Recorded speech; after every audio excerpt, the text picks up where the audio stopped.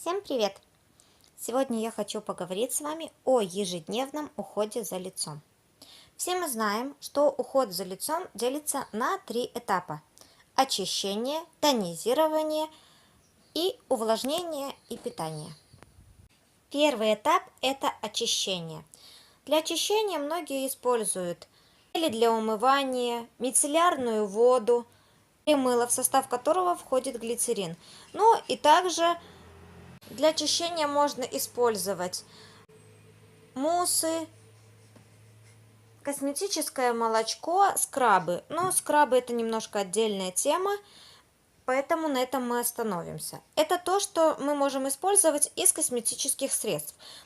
В домашних условиях для очищения можно использовать овсяные хлопья, кефир. Очень хорошо умываться талой водой. Также используют соду, соль, глину, но это зависит от типа кожи. Следующим этапом у нас является тонизирование.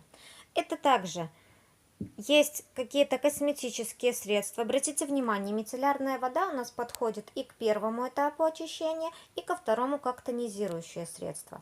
Ну и также тоник. Тоник вы можете самостоятельно приготовить в домашних условиях, подобрав его под ваш тип кожи. Многие используют кубики льда. Кубики льда – это может быть обычная замороженная вода или же настоянная ромашка. Можно укроп, можно любые какие-то растения, травки. Ну и также можно обычную минеральную воду. Кстати, ею также можно и умываться утром, очень полезно, как и талой водой.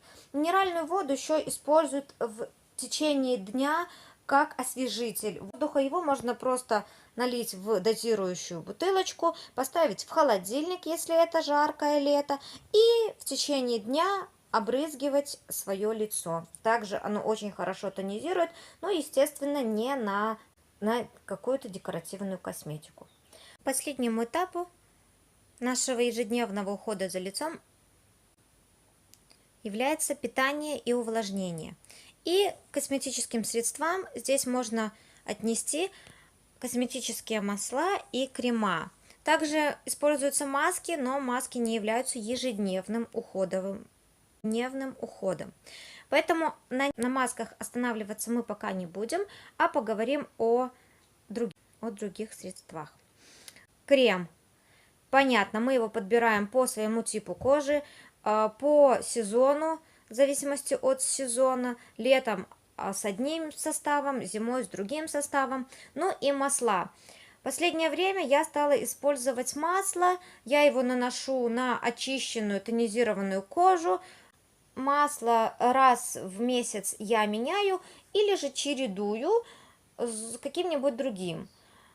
Если вам было интересно, оставайтесь со мной, подписывайтесь на мой канал и расскажите, пожалуйста, в комментариях, какой ежедневный уход используете вы, и поделитесь с нами своими секретиками. Всем спасибо, до свидания.